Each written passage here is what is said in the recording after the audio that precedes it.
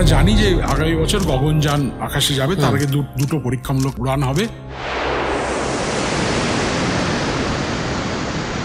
সেখানে দুজন যাবেন গগনযাত্রী, ভারতীয় হিসেবে তাদের নাম দেওয়া হয়েছে।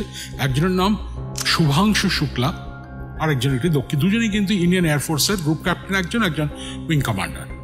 4 বছর ধরে ট্রেনিং দেওয়া হচ্ছে ভারতবর্ষে। কিছুটা ট্রেনিং রাশিয়া থেকে, রাশিয়ার রসকসমস, আমাদের যেমন ইসরো ওদের রসকসমস, সেখানকার বিজ্ঞানীরা এসেও কিছু ট্রেনিং এখানে দিয়ে গেছে।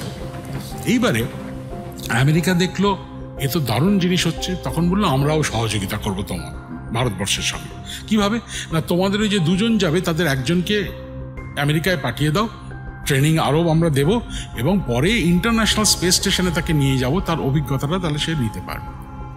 অক্টোবর মাসে শুভাংশুকে পাঠানো হয়েছিল, আর এই মে জুন মাস নাগাদ বা জুন মাসের শেষের দিক নাগাদ অ্যাক্সিয়াম 4 বলে একটি রকেটে চেপে পাঠানো হবে ইন্টারন্যাশনাল স্পেস স্টেশনে।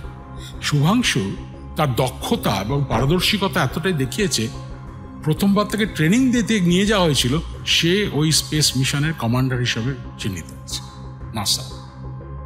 এই হচ্ছে ভারতবর্ষ। आप अपनी स्क्रीन पे देख सकते हैं कि हम